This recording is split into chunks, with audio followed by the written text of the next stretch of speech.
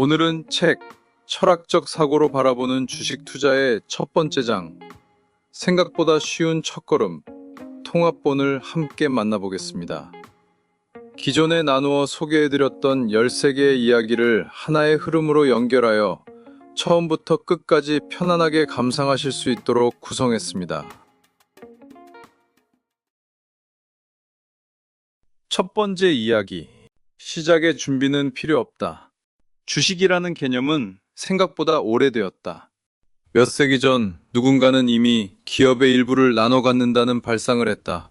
하지만 그건 모두의 것이 아니었다. 상인이나 자본을 다루는 일부 계층의 이야기였고, 농사를 짓거나 하루의 노동으로 생계를 이어가던 사람에게 주식은 알 필요도 알 수 있는 개념도 아니었다. 시간이 흐르며 주식시장은 점차 규모를 갖추기 시작했다. 산업이 성장하고 기업이 늘어나면서 거래도 이전보다 체계를 갖추게 되었다. 하지만 여전히 대중적이라고 부르기에는 부족했다. 디지털 기술은 아직 보편화되지 않았고, 정보는 느렸으며 주식은 아직 일부만이 다루는 영역에 가까웠다. 대부분의 사람은 주식이 존재한다는 사실만 알고 있었을 뿐, 직접 참여할 수 있는 세계는 아니었다. 그러다 어느 시점부터 상황은 조금씩 달라지기 시작했다. 증권사를 찾는 사람들이 늘었고, 신문에는 주가 정보가 실리기 시작했다. 그래도 여전히 주식은 마음만 먹으면 누구나 쉽게 할 수 있는 일은 아니었다. 정보는 제한적이었고, 시작에는 용기보다 절차가 더 필요했다. 이후 기술의 발전은 주식시장의 모습을 크게 바꾸어 놓았다. 컴퓨터가 보급되고 인터넷이 연결되면서 주식은 더 이상 특별한 사람들의 언어가 아니게 되었다. 대부분의 사람은 주식이 무엇인지 알고 있었고, 원한다면 계좌를 만들 수 있는 환경이 만들어졌다. 지금은 어떤가? 은행에 가지 않아도 된다. 서류를 들고 줄을 설 필요도 없다. 스마트폰 하나만 있으면 마음 먹고 몇 분 안에 주식 계좌를 만들 수 있다. 우리가 주식 투자를 하기 위해 해야 할 일은 사실상 하나다. 한번 해보겠다고 마음먹는 것이다. 이렇게까지 접근성이 낮아진 투자 방법이 또 있을까? 금액의 측면에서도 마찬가지다. 부동산 투자는 1만 원으로 시작하기 어렵다. 창업 역시 특별한 아이디어와 자본, 혹은 투자를 받지 않는 이상 개인이 소액으로 시도하기는 거의 불가능하다. 하지만 주식 투자는 다르다. 1만 원으로도 시작할 수 있고 연습할 수 있다. 심지어 대부분의 사람은 알고 있다. 성공 가능성을 확인하기 전까지는 처음부터 큰 금액으로 시작하지 않는 것이 오히려 더 현명하다는 사실을. 이 말은 곧 주식 투자는 적게 시작할수록 잃는 것이 적고 얻는 것이 많은 구조라는 뜻이다. 배우기 좋은 방식이고, 만약 실수를 감안하더라도 가장 안전한 형태의 투자다. 그런데도 우리는 시작을 미룬다. 준비가 부족하다고 말하고 공부가 더 필요하다고 말한다. 하지만 돌이켜보면 지금의 시대에서 주식 투자를 시작하기 위해 필요한 준비는 생각보다 많지 않다. 이 정도로 시작이 쉽고 장점이 많은 이 선택을 어찌 한 번도 해보지 않을 수 있을까? 두 번째 이야기. 부족함은 좋은 이유가 된다. 주식 투자를 시작하는 이유는 사람마다 전부 다르다. 어떤 이는 여유 자금으로 은행 이자보다 조금 더 높은 수익을 얻고자 하고, 또 어떤 이는 자신의 능력에 비해 큰 금액으로 일확천금을 꿈꾸기도 하며, 또 다른 이는 적은 돈으로도 특별한 수익을 만들어 보고자 시작한다. 하지만 한 가지 분명한 점이 있다. 손해를 보기 위해, 즉 마이너스 수익을 경험하기 위해 주식을 시작하는 사람은 없다. 시작하는 사람의 위치 역시 각양각색이다. 재산을 물려받아 이미 충분한 자본을 가진 이도 있고, 사업으로 큰 돈을 벌었지만 또 다른 투자처를 찾는 사람도 있다. 작은 목돈으로 시작하는 사람도 있고, 그보다 더 적은 금액으로 특별한 기회를 찾아 나서는 사람도 있다. 그러나 위치가 어떠하던 목표는 동일하다. 더 나은 경제적 위치로 나아가기 위해 주식 투자라는 선택을 하는 것이다. 경제적으로 낮아지기 위해 주식 투자하는 사람은 없다. 각양각색의 사람들 중 일부는 조금 더 특별한 수익을 바라고 조금 더 전략적으로 움직이려 한다. 그러나 아이러니하게도 이 일부라는 기준은 사실 거의 모든 사람에게 적용된다. 위치와 기대 수익을 외부의 시선으로 정의하면 많고 적음이 나뉘겠지만 자신의 기준에 맞추어 바라볼 때 대부분의 사람은 각자만의 평범한 출발점에서 시작한다. 결국 각자가 느끼는 부족함은 좋은 이유가 된다. 부족하기 때문에 우리는 움직인다. 부족하기 때문에 스스로 선택하며 배우고 성장한다. 그리고 그 선택의 기준은 각자에게 가장 적절한 이유로 작용한다. 투자를 시작하는 부족함 자체가 더 나은 삶으로 나아갈 시작이 된다. 세 번째 이야기. 큰 수익은 작은 시작을 거부하지 않는다. 시작은 작아야 한다. 이건 선택이 아니라 원칙에 가깝다. 주식 투자를 처음 시작하는 사람에게 작게 시작하라는 말은 받아들이기 조금은 힘든 조언처럼 들리지만 사실은 반드시 지켜야 할 조건에 가깝다. 처음 주식 투자를 시작하면 두렵다. 그래서 대부분은 자연스럽게 작은 금액으로 시작한다. 문제는 그 다음이다. 운이 좋아 몇 번의 수익을 경험하게 되면 이상한 생각이 고개를 든다. 10만 원으로 10% 수익을 냈다면 1만 원을 번 것이다. 나쁘지 않은 결과다. 그런데 그 순간 마음속 어딘가에서 속삭임이 들린다. 만약 1억을 넣었다면 수익이 1,000만 원이었을 것이라고 생각할 것이다. 하지만 그 생각은 그럴듯해 보이지만 사실은 틀렸다. 아직 내가 꾸준히 수익을 낼 수 있는 사람이라는 어떤 증명도 끝나지 않았기 때문이다. 몇 번의 성공은 실력이 아니라 우연일 가능성이 아주 높다. 그 차이를 구분하지 못한 채 씨들을 키우는 순간 대부분의 사람은 같은 결말을 맞는다. 크게 망한 다음 시작할 때보다 더 큰 두려움에 사로잡히게 된다. 씨들을 키운 뒤 한번 크게 무너지면 다시 되돌아오기는 쉽지 않다. 돈 때문만은 아니다. 그때부터는 마음이 망가진다.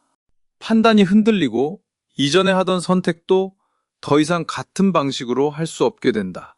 이상하게도 그 시점부터는 더 잘 안 된다. 처음부터 손실이 났을 때도 다르지 않을 것이다. 10만 원으로 10% 손실을 보면 1만 원을 잃은 것이다. 그 순간에도 비슷한 목소리가 들린다. 씨들을 키우면 금방 만회할 수 있어. 100만 원으로 1%만 벌어도 본전이 된다고 생각할 것이다. 하지만 이 생각 역시 틀렸다. 손실을 본 상태에서 씨들을 키우는 건 회복이 아니라 도피에 가깝다. 문제를 해결하는 방식이 아니라 크기를 키워 덮어두는 방식이기 때문이다. 그래서 작게 시작해야 한다. 그리고 생각보다 이 기간이 길 수 있다고 받아들여야 한다. 사람마다 시간의 차이는 분명 존재할 것이다. 그러나 언제까지냐고 묻는다면 기준은 분명하다. 내가 꾸준히 수익을 낼 수 있는 사람이라는 감정이 아니라 과거 자신만의 결과가 생겼고 내가 성공할 확률이 실패할 확률보다 높아졌다고 인지하게 된 이후에 시드를 높일 수 있는 것이다. 다른 사람들이 모의 투자로 시작하라고 말하는 이유도 이해는 한다. 하지만 나는 그 방식에 완전히 동의하지는 않는다. 단돈 1만 원이라도 좋다. 반드시 실제 돈으로 시작해야 한다. 그 금액은 잃으면 조금은 아파야 하고 인생의 문제가 되지는 않는 범위여야 한다. 이 기준은 사람마다 시작해야 하는 금액이 다를 수 있다는 의미이다. 절대적인 정답은 아닐 수도 있겠지만 철학적으로는 정답에 가깝다. 그래야 끝까지 자신의 투자에 관심을 갖게 되고 시작과 종료가 명확해지기 때문이다. 내 실제 돈으로 해야지만 선택을 더 기억하게 되고 결과를 더 돌아보게 된다. 실제 작은 돈으로 투자하는 것은 처음부터 위험으로 가는 길이 아니라 오히려 위험을 끝까지 인지하도록 하는 안전장치에 가깝다. 또한 작게 시작하는 이유는 안전을 위해서만은 아니다. 배우기 쉽기 때문이다. 그리고 그 배움이 쌓일 때 비로소 큰 수익으로 갈 수 있다. 주식은 크게 한번 마치는 사람이 아니라 작게 시작하더라도 이어갈 수 있는 사람이 결국 살아남는 게임이다. 네 번째 이야기. 욕심은 필요하다. 욕심은 종종 경계의 대상이 된다. 주식 투자에서 욕심은 실패의 원인으로, 감정의 적으로 반드시 제거해야 할 요소처럼 이야기된다. 욕심을 버려라는 조언은 너무도 흔하다. 그러나 이 말은 반만 맞다. 욕심이 없다면 우리는 애초에 리스크가 있는 주식 투자를 시작하지 않았다. 원금 보장을 해주는 저축이나 적금을 했을 것이다. 부족함을 느꼈기 때문에 움직였고 더 나아지고 싶었기 때문에 선택했다면 그 출발점에는 분명 욕심이 있다. 더 나은 수익, 더 안정적인 미래, 더 나은 삶을 바라는 마음. 이것을 욕심이 아니라면 무엇이라 불러야 할까? 문제는 욕심 그 자체가 아니라 욕심을 대하는 태도다. 욕심을 부정하고 억누를수록 그것은 다른 형태로 모습을 바꾼다. 조급함이 되기도 하고 무리한 선택이 되기도 하며 때로는 원칙을 무너뜨리는 이유가 되기도 한다. 자신에게 인정받지 못한 욕심은 통제되지 않는다. 욕심은 숨길 대상이 아니라 다뤄야 할 대상이다. 주식 투자에서 욕심은 방향을 만든다. 내가 왜 이 시장에 들어왔는지, 무엇을 얻고 싶은지, 어디까지를 원하는지를 스스로에게 묻게 한다. 욕심을 인정하지 않으면 목표는 흐릿해지고 선택은 흔들린다. 오히려 욕심을 솔직하게 마주할수록 판단은 선명해진다. 내가 감당할 수 있는 크기의 욕심인지, 지금의 위치에서 실현 가능한 현실적인 욕심인지, 아니면 나를 망가뜨릴 과한 욕심인지를 구분할 수 있게 된다. 욕심을 부정하는 사람은 스스로를 속이게 되고, 욕심을 인정하는 사람은 스스로를 관리할 수 있게 된다. 주식 투자는 욕심이 없는 사람이 성공하는 게임이 아니다. 욕심을 이해하고 이를 자신만의 구조 안에 가두고 기준을 세운다면 욕심은 더 이상 통제 불가 상태의 위험함이 아니라 통제가 가능한 자신만의 기준이 될 것이라고 생각한다. 다섯 번째 이야기. 목표의 기준도 있다. 대부분의 사람들은 처음부터 목표를 세운다. 얼마를 벌고 싶은지, 어느 정도의 수익을 기대하는지, 어떤 수준까지 성장하고 싶은지에 대한 생각은 자연스럽게 따라온다. 문제는 목표가 있느냐 없느냐가 아니라 어떤 기준으로 세워졌느냐에 있다. 목표에는 분명 기준이 존재한다. 그리고 그 기준은 사람마다 다르다. 하지만 그 다름 속에서도 한 가지는 공통적으로 중요한 하나가 있다. 목표는 현실 위에 서 있어야 한다는 점이다. 사람들이 흔히 착각하는 지점은 두 가지 극단이다. 한쪽은 지나치게 높은 목표이고 다른 한쪽은 현실적으로 쉽게 달성 가능한 낮은 목표다. 예를 들어 워런 버핏처럼 되겠다거나 BNF를 넘어서는 투자자가 되겠다는 식의 목표다. 이런 목표는 방향성을 줄 수는 있지만 실제 행동의 기준으로 즉시 기능하기는 어렵다. 오히려 지나치게 먼 기준은 사람을 쉽게 지치게 만들고 결국 중간 과정에서 포기하게 만든다. 현재의 과정이 아니라 높고 먼 결과만 바라보게 되면서 꾸준함이 사라지기 때문이다. 반대편에는 너무 낮은 목표가 있다. 은행 이자보다 조금만 더 벌면 된다거나 월급보다 조금만 더 벌면 좋겠다는 식의 목표다. 얼핏 보면 현실적이고 안전해 보이지만 이런 기준은 오히려 노력 자체를 줄여버린다. 더 나아갈 수 있는 가능성을 스스로 제한하게 되고 결과적으로 성장의 폭을 좁히는 역할을 한다. 편안함은 유지되지만 변화는 일어나지 않는다. 즉, 너무 높은 목표는 쉽게 지치게 하고 결국 포기하게 만들며 너무 낮은 목표는 노력의 동기를 약하게 만들어 성장을 제한한다. 결국 중요한 것은 그 사이 어딘가다. 쉽게 말하면 충분히 노력해야 도달할 수 있지만 불가능하다고 느껴질 정도로 멀지는 않은 목표다. 매일의 선택과 판단이 실제로 영향을 미치고 일정한 시간과 시행착오를 거쳐야만 도달할 수 있는 수준. 하지만 동시에 완전히 비현실적인 영역은 아닌 목표. 이런 목표는 사람을 적당한 긴장 상태에 두게 만든다. 쉽게 포기하지 않게 만들면서도 무리하게 자신을 소모하지 않게 한다. 결국 목표라는 것은 숫자 자체가 아니라 자신의 위치와 성향, 감당할 수 있는 리스크, 그리고 삶의 속도까지 포함한 종합적인 기준이다. 그래서 목표는 높아야 하지만 현실을 벗어나서는 안 되고 현실적이어야 하지만 스스로를 가두어서도 안 된다. 투자에서 중요한 것은 얼마를 벌 것인가라고 묻기 이전에 어떤 기준으로 그 목표를 설정했는지가 중요하다. 그리고 그 기준이 적절할 때 목표는 단순한 바람이 아니라 실제로 행동을 지속시키는 구조가 된다. 여섯 번째 이야기. 원칙은 시작과 함께 가져가야 한다. 주식 투자 대가들이 공통적으로 말하는 원칙을 세워라.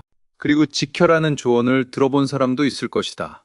주식을 막 시작한 단계에서는 매수와 매도 등 거래 시스템을 익히고 새로운 기법을 배우고 적용해보는 것만으로도 벅차다. 그래서 이 시점에 원칙을 세우라는 말이 너무 이르다고 느껴질 수도 있다. 그럼에도 불구하고 이 이야기를 초반부터 꺼내는 이유는 분명하다. 주식 투자란 결국 자신만의 원칙을 세우고 그것을 반복하며 수정하고 보완하는 과정을 끝없이 이어가는 일이기 때문이다. 이 사실을 인식하지 않은 채 투자를 시작하는 것은 전쟁터로 가겠다고 마음먹고 아무런 준비 없이 출발하는 것과 같다. 이미 준비를 마친 사람들과 같은 공간, 같은 규칙으로 싸워야 한다면 최소한 소총 정도는 준비해야 하지 않겠는가? 필자에게 그 소총은 다름 아닌 원칙이다. 원칙은 처음부터 완벽할 필요가 없다. 오히려 처음부터 완벽한 원칙을 기대하는 것이 더 위험하다. 중요한 것은 완성도가 아니라 시작과 함께 가지고 가느냐다. 아주 단순한 원칙으로도 충분하다.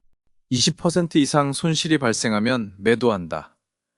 장기 투자를 목적으로 한 종목은 단기 손익과 상관없이 보유한다. 혹은 일정 기간이 지나도 손실 상태라면 매도하고 다른 기회를 찾겠다는 원칙으로 정할 수도 있다. 형식은 중요하지 않다. 가장 중요한 것은 내가 세운 원칙을 실제로 지키는 습관을 들이는 것이다. 이 습관이 쌓이면 시장이라는 끝없는 경쟁 속에서 강력한 무기가 된다. 반대로 원칙 없이 매매를 반복하면 결과를 해석할 수 없게 된다. 수익이 났을 때도 그것이 실력인지 운인지 구분할 수 없고 손실이 났을 때는 무엇이 잘못되었는지 설명할 기준조차 없다. 이 상태에서는 매매를 아무리 반복해도 경험은 남지 않는다. 기록은 쌓이지만 의미 있는 기록이 쌓이지 않는다. 원칙을 세우고 그 원칙대로 매매를 했다고 가정해보자. 같은 원칙으로 반복했을 때 결과가 여러 차례 좋지 않게 나온다면 결론은 비교적 명확하다. 원칙이 잘못되었거나 현재의 나에게 맞지 않을 가능성이 높다는 것이다. 이때 필요한 것은 좌절이 아니라 수정이다. 잘못된 부분을 찾아내고 보완하면 된다. 또 같은 원칙으로 반복했을 때 결과가 여러 번에 걸쳐 좋은 방향으로 나온다면 그 원칙은 강화할 수 있다. 확신하면 안 된다. 하지만 긍정적인 확률이 쌓이는 과정인 것은 분명하다. 분명히 원칙이라는 도구를 시작과 함께 가져간 사람은 그렇지 않은 사람보다 다음 단계로 나아가는 속도가 훨씬 빠를 수밖에 없다. 더 나아가 소총은 시간이 지날수록 개선되며 탱크나 전투기 그 이상의 무기로 발전할 것이다. 일곱 번째 이야기. 마음을 다스리는 자. 우리는 이제 막 투자의 세계에 발을 들인 병아리와도 같다. 이미 수년 혹은 수십 년 전부터 시장 안에서 살아남아 온 사람들도 존재한다. 전문적으로 시장에 참여하는 기관 투자자들, 그리고 우리가 이름만 들어도 알 수 있는 워런 버핏 같은 투자 대가들까지 장의 기준처럼 여겨질 만큼 오랜 시간 자신의 방식을 증명하며 시장에 존재한다. 하지만 시장에는 그런 사람들만 존재하는 것도 아니다. 과욕에 눈이 멀어 무너지는 사람도 있고, 한때는 누구보다 열정적으로 투자했지만 지금은 계좌를 방치한 채 시장을 떠나지 못하고 있는 사람들도 있다. 수많은 사람과 자금, 그리고 각자의 욕망과 감정이 한 공간 안에서 끝없이 움직이고 있다. 누군가는 큰 꿈을 품고 시장에 들어오고, 또 누군가는 소박한 목표를 가지고 시작한다. 하지만 한 가지 분명한 사실이 있다. 시장에서 손실을 보기 위해 들어오는 사람은 없다는 것이다. 모두가 수익을 기대하며 시작한다. 그렇다고 해서 모두가 원하는 결과를 얻지는 못한다. 오히려 시장에서 꾸준히 살아남는 사람은 많지 않으며 유의미한 큰 수익을 가져가는 사람은 극소수에 가깝다. 우리는 흔히 주식시장을 제로섬 게임이라고 말한다. 누군가는 잃어야 누군가는 얻는 구조라는 의미다. 하지만 실제 시장은 그보다 훨씬 복잡하다. 많은 사람이 조금씩 잃고 소수의 사람이 그것을 가져가는 구조에 더 가깝다. 여기에 수수료와 세금, 보이지 않는 기회비용까지 더해지면 시장에서 살아남는 일은 생각보다 훨씬 어려워진다. 그렇기 때문에 투자를 시작할 때는 어느 정도의 비관적인 시선도 함께 필요하다. 이상하게 들릴 수도 있지만 처음부터 시장의 어려움을 인정하는 사람일수록 스스로를 더 오래 통제할 가능성이 높다. 시장은 언제든 우리의 기대를 무너뜨릴 수 있다는 사실을 받아들이게 되면 사람은 조금 더 신중해진다. 과도한 확신도 줄어들고 무리한 욕심 역시 경계하게 된다. 물론 그렇다고 해서 작은 꿈만 가져야 한다는 의미는 아니다. 오히려 투자 시장에 들어온 이상 어느 정도는 큰 꿈을 품고 있어야 한다. 다만 현실과 완전히 동떨어진 욕망은 때로 독이 된다. 자신의 실력과 경험, 그리고 현재 위치를 전혀 고려하지 않은 채 결과만 바라보게 되면 사람은 쉽게 조급해진다. 그리고 조급함은 대부분 좋지 않은 선택으로 이어진다. 시장에 대한 위험과 자신의 부족함을 어느 정도 인정하고 시작하는 사람과 막연한 기대만으로 뛰어드는 사람은 시간이 지날수록 큰 차이를 보이게 된다. 전자는 무너지더라도 이유를 돌아보려 하지만 후자는 흔들릴 때마다 감정에 휩쓸리기 쉽다. 결국 투자에서 중요한 것은 차트를 보는 기술만이 아니다. 흔들리는 자신을 다스리는 일 역시 그만큼 중요하다. 우리는 처음부터 자신의 마음을 완벽하게 통제할 수 없다. 누구나 욕심을 내고 두려워하며 때로는 충동적인 선택도 한다. 중요한 것은 그것을 부정하지 않는 것이다. 스스로 흔들릴 수 있는 존재라는 사실을 인정하고 계속해서 자신의 감정을 돌아보려는 태도가 필요하다. 투자를 시작한 지 얼마 되지 않은 사람일수록 마음을 다스리는 문제를 깊게 생각하지 못할 수도 있다. 아직은 그것이 얼마나 중요한지 체감하지 못할 수도 있고 단순히 어렵게 느껴질 수도 있다. 하지만 그렇기 때문에 더욱 처음부터 이 부분을 염두에 두고 투자에 접근해야 한다. 완벽하게 해내지 못하더라도 스스로를 통제하려 노력하는 과정 자체가 결국 시장 안에 오래 남게 만드는 힘이 될 수도 있다. 물론 투자를 시작하면 배워야 할 것들은 아주 많다. 매매 기법과 시장의 흐름, 재무제표와 뉴스, 자신에게 맞는 투자 방식까지 익혀야 할 것들이 끝없이 존재한다. 모든 것을 제쳐두고 오직 마음을 다스리는 일에만 집중하라는 의미는 아니다. 또한 한 번 정한 기준과 감정을 평생 변하지 않는 절대적인 것으로 받아들이라는 뜻도 아니다. 중요한 것은 시장 안에서 살아남는 동안 자신의 마음 역시 계속 함께 돌아보고 점검해야 한다는 점이다. 어쩌면 투자란 결국 숫자와 차트를 넘어 끝없이 자신의 마음을 들여다보게 되는 과정인지도 모른다. 8번째 이야기, 복리보다 중요한 연속성. 투자를 시작하면 자주 듣게 되는 단어 중 하나가 바로 복리다. 시간이 지날수록 수익이 다시 수익을 만들고 그 결과가 눈덩이처럼 커진다는 이야기. 사람들은 복리를 세상에서 가장 강력한 힘이라고 말하기도 한다. 실제로 장기간 이어지는 복리의 힘은 놀라울 정도로 크다. 그래서 많은 사람들은 가능한 한 빨리 높은 수익률을 추구함과 동시에 복리를 체감하고 싶어 한다. 조금 더 빠르게 자산을 늘리고 싶고 조금 더 큰 수익을 원한다. 하지만 투자를 오래 경험할수록 생각보다 더 중요한 것이 있다는 사실을 알게 된다. 바로 연속성이다. 복리는 결국 시간이 만들어내는 구조다. 그리고 그 시간이 의미를 가지기 위해서는 무엇보다 먼저 시장 안에 계속 남아 있어야 한다. 많은 사람들은 복리를 단순히 수익이 더 빨리 쌓이는 구조라고 생각한다. 하지만 투자에서 복리는 수익만 복리로 쌓이지 않는다. 손실 역시 복리로 누적된다. 예를 들어 100에서 10%의 수익이 발생하면 자산은 110이 된다. 하지만 다시 110에서 10%의 손실이 발생하면 결과는 다시 100이 아니라 99가 된다. 반대로 처음에 10%를 잃어 90이 된 상태에서 다시 10%의 수익을 얻어도 결과는 마찬가지로 99가 된다. 단순한 계산처럼 보이지만 이것은 투자에서 매우 중요한 의미를 가진다. 시장에서는 수익과 손실이 반복되는데 그 과정 속에서 손실은 생각보다 훨씬 강하게 복리 구조를 훼손한다. 결국 투자에서 중요한 것은 단순히 한 번 크게 버는 능력이 아니라 손실을 줄이며 수익의 흐름을 얼마나 오래 이어갈 수 있는가에 가까워진다. 그래서 복리에서 정말 중요한 것은 높은 수익률 자체보다도 수익의 연속성이 무너지지 않도록 만드는 일이다. 투자에서는 손실을 완전히 피할 수 없다. 하지만 불필요하게 큰 손실을 반복하거나 수익과 손실이 계속 서로를 상쇄하는 구조에 빠지게 되면 시간은 오히려 내 편이 되지 못한다. 투자에서 정말 어려운 것은 한 번 크게 버는 것이 아니다. 오히려 오랫동안 사라지지 않는 것이다. 시장은 끊임없이 흔들린다.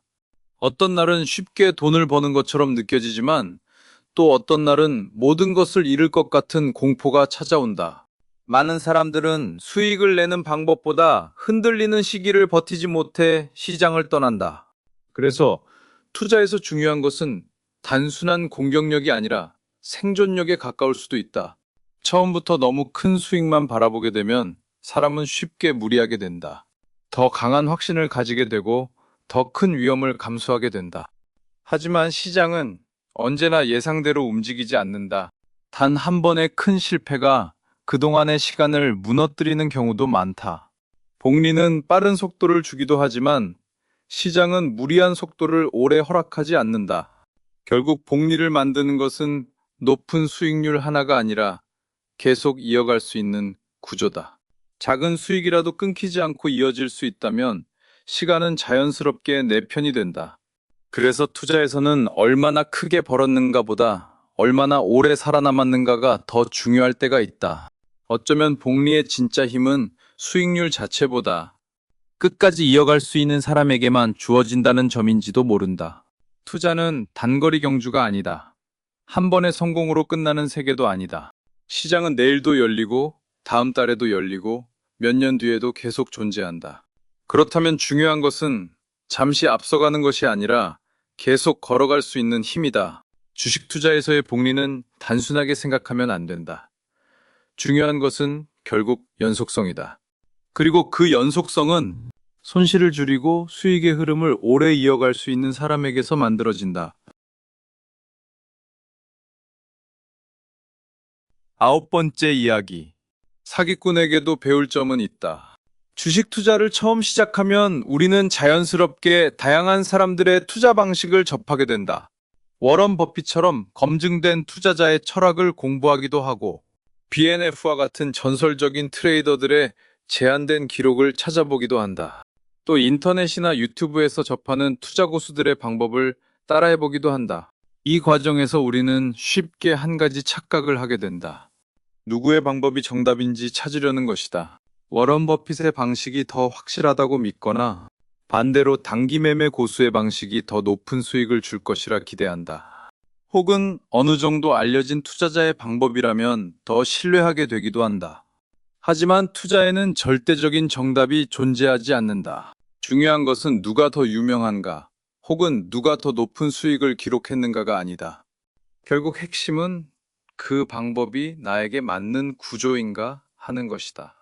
같은 가치 투자라도 어떤 사람에게는 지루함과 손실을 견디지 못하게 만들고 다른 사람에게는 안정적인 성장의 방식이 될 수 있다. 반대로 단기 매매 역시 누군가에게는 반복 가능한 시스템이 되지만 누군가에게는 감정만 소모시키는 방식이 되기도 한다. 결국 중요한 것은 방법 자체가 아니라 그 방법이 나라는 사람의 성향과 구조에 맞는지 여부다. 유명하고 검증된 방법이라도 나와 맞지 않으면 지속될 수 없고 반대로 완벽하지 않아 보이는 방법이라도 나에게 맞으면 충분히 의미 있는 결과를 만든다. 이 지점에서 우리는 또 하나의 역설을 마주하게 된다. 때로는 사기꾼처럼 보이는 사람의 말 속에서도 배울 점이 존재할 수 있다는 것이다. 그들이 사람을 현혹시키기 위해 만든 단순한 기준이나 논리 속에도 의외로 나에게 맞는 하나의 원리가 숨어 있을 수 있다. 반대로 워런 버핏처럼 완벽하게 검증된 투자자의 말이라도 그것이 나의 구조와 맞지 않는다면 실제 투자에서는 아무런 힘을 발휘하지 못할 수도 있다. 그래서 중요한 것은 무엇이 정답인가를 구분하는 일이 아니라 무엇을 내 것으로 만들 수 있는가를 확인하는 것이다. 모든 것을 맹목적으로 따르는 것이 아니라 모든 것을 한 번씩 의심하고 걸러낸 뒤 자신에게 맞는 형태로 재구성하는 과정이 필요하다. 물론 아무것도 배우지 않고 스스로 모든 것을 터득할 수도 있다. 하지만 지금처럼 정보가 넘쳐나는 시대에서 완전한 독립적 학습은 현실적으로 쉽지 않다. 우리는 끊임없이 외부의 정보를 접하고 영향을 받을 수밖에 없는 환경에 놓여 있다. 그렇다면 중요한 것은 배움을 피하는 것이 아니라 배움을 어떻게 받아들이느냐이다.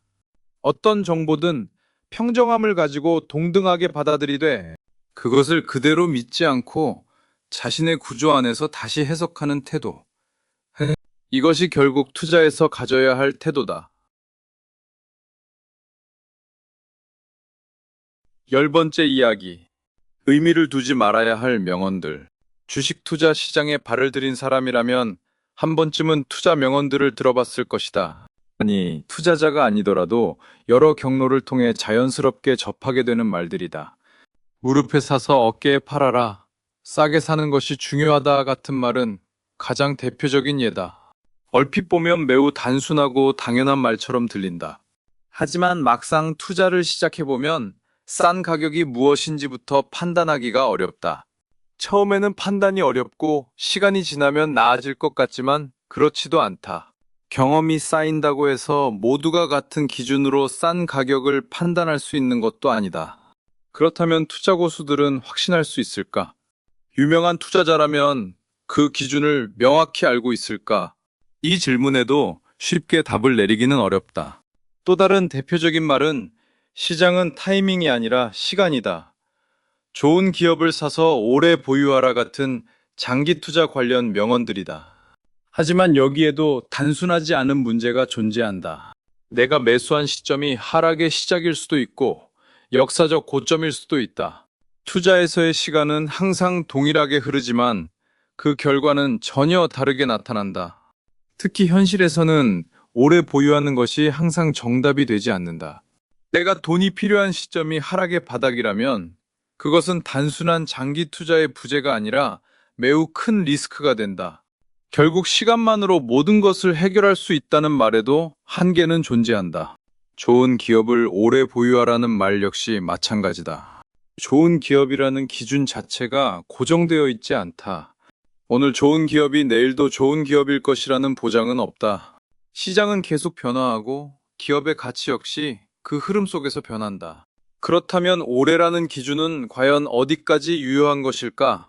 이처럼 투자 명언들은 각각 나름의 배경과 맥락이 있다. 문제는 그것이 맥락 없이 분리되어 하나의 정답처럼 받아들여질 때 발생한다. 많은 사람들은 명언을 통해 시장을 이해하려 하기보다 오히려 불안한 마음을 정당화하려 한다. 투자 명언은 미래를 보장해주는 문장이 아니다. 그것은 특정한 경험 속에서 만들어진 해석에 더 가깝다. 명언을 부정하기 위해 쓰는 것이 아니다. 오히려 왜 그런 말들이 만들어졌는지를 생각해 볼 필요가 있다는 이야기다.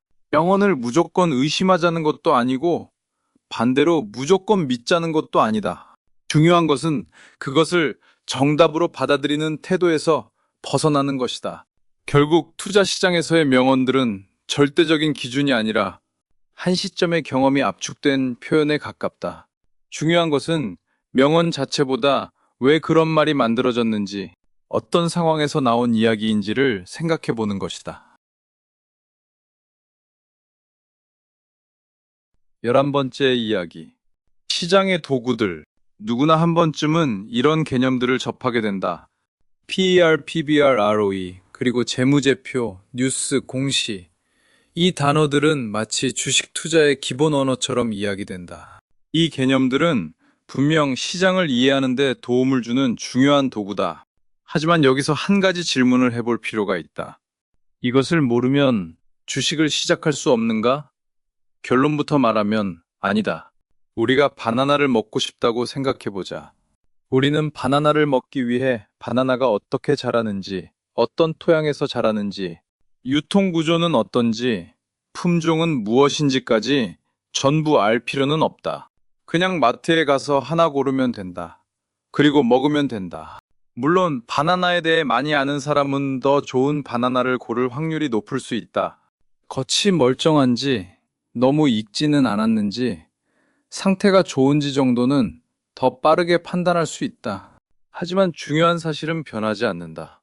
모른다고 해서 바나나를 못 먹는 것은 아니다. 주식도 마찬가지다. PER, PBR, ROE 같은 지표는 기업을 이해하는 데 도움을 주는 도구다. 재무제표는 기업의 상태를 숫자로 보여주고 뉴스와 공시는 시장의 흐름을 읽게 해준다. 이 모든 것은 분명 의미가 있다. 하지만 이것이 투자를 시작하기 위한 입장권은 아니다.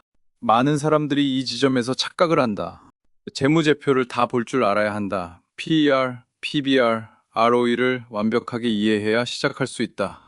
이런 생각들은 겉으로는 성실해 보이지만 실제로는 시작을 미루는 또 다른 형태가 되는 경우가 많다. 완벽하게 이해하려고 하면 시작은 계속 뒤로 밀린다. 하지만 시장은 그런 완벽함을 기다려주지 않는다. 중요한 것은 정확한 암기가 아니다. PER이 무엇인지 정의를 외우는 것이 아니라 그 숫자가 너무 높거나 낮을 때 대략 어떤 의미를 가지는지 감각적으로 이해하는 정도면 충분하다. 재무제표를 완벽히 분석할 수 있는 수준이 아니라 회사가 돈을 벌고 있는지, 빚이 과도한지 정도를 대략적으로 볼 수 있는 눈이면 충분하다. 뉴스와 공시 역시 마찬가지다. 모든 내용을 해석할 필요는 없다. 중요한 것은 시장에 영향을 줄 수 있는 사건이 무엇인지 감각을 익히는 것이다. 결국 핵심은 이것이다. 이 모든 지식은 있으면 좋은 것이지 없으면 시작하지 못하는 조건이 아니다. 주식 투자는 시험이 아니다. 모든 개념을 통과해야 입장할 수 있는 구조가 아니다. 오히려 반대다.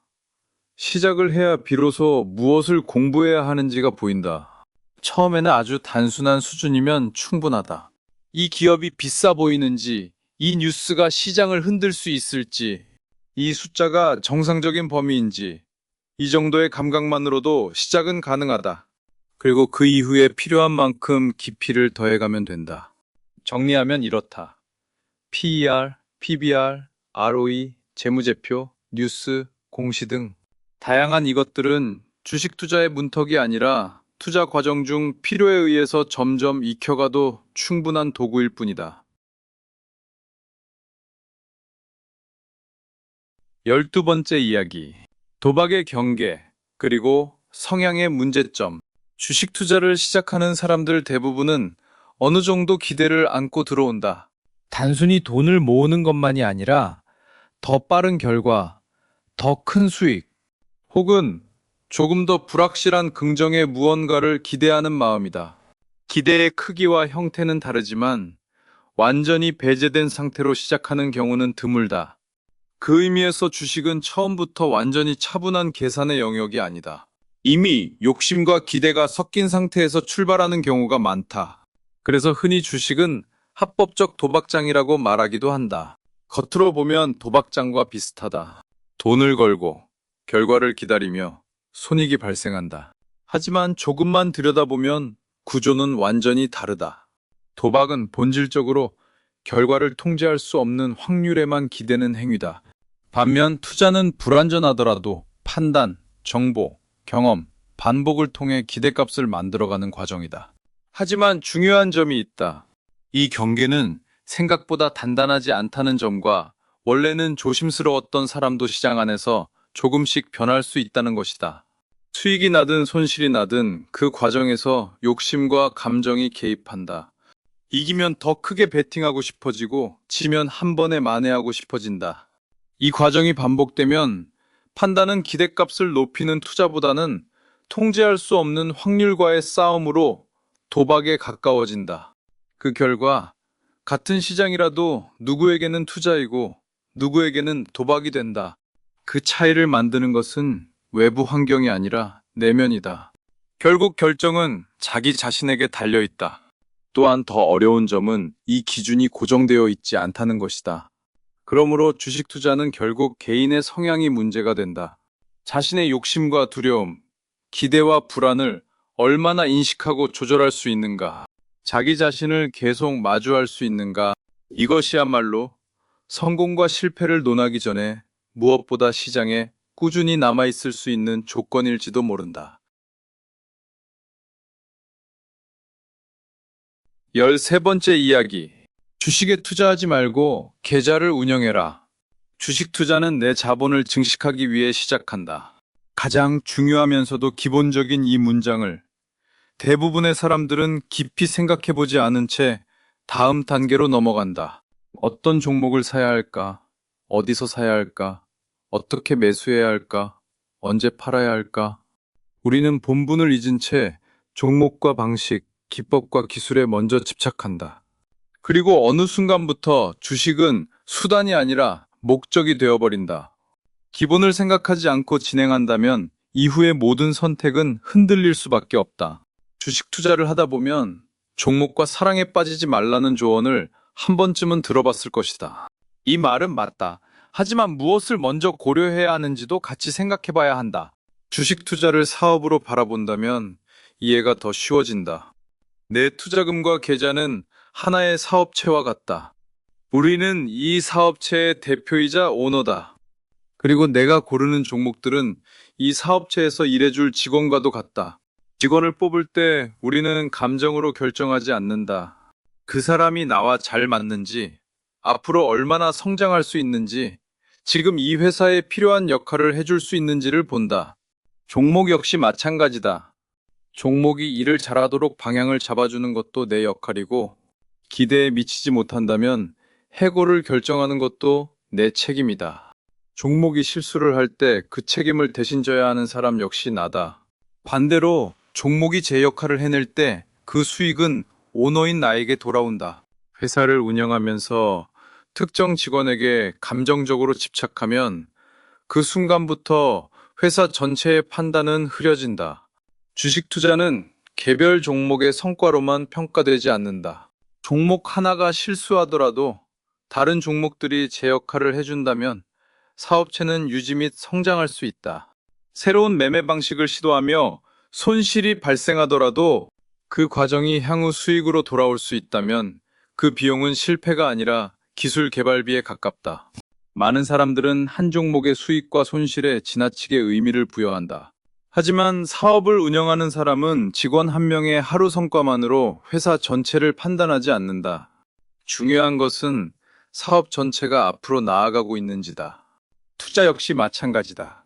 어떤 종목에서는 손실이 날 수도 있고 어떤 선택은 기대보다 늦게 결과가 나타날 수도 있다. 그러나 계좌 전체가 안정적으로 유지되고 있고 장기적으로 우상향하는 구조를 만들어가고 있다면 그것은 충분히 의미 있는 운영에 가깝다. 중요한 것은 항상 전체다. 내 계좌라는 사업체가 어떻게 운영되고 있는지, 위험은 감당 가능한 수준인지, 수익 구조는 일관성을 가지고 있는지, 그리고 이 사업이 계속될 수 있는 상태인지다. 하나의 작은 사업체를 운영하듯 자본과 리스크, 구조를 관리하는 일에 가깝다. 이렇게 바라보기 시작할 때 우리는 비로소 주식 투자 앞에서 조금 더 냉정해지고 조금 더 객관적이고 책임감 있는 선택을 할 수 있게 된다. 주식 투자는 사업과 다르지 않다. 그리고 그 사업의 성패는 언제나 종목이나 각각의 매매 방식이 아니라 계좌 전체를 운영하는 오너에게 달려있다. 오늘 함께한 이야기가 작은 생각의 계기가 되었기를 바랍니다. 책, 철학적 사고로 바라보는 주식 투자는 단순히 정답이나 특정한 투자 방법을 이야기하려는 책이 아닙니다. 투자는 결국 시장을 이해하는 동시에 자신을 이해해가는 과정일지도 모릅니다. 그러한 생각을 바탕으로 오랜 시간 시장 안에서 경험한 흔들림과 고민, 그리고 그 과정에서 마주한 생각들을 이 책에 담아내고자 했습니다. 책의 전체 내용이 궁금하시다면 고정 댓글의 링크 또는 검색을 통해 확인해 주세요. 시청해 주셔서 감사합니다.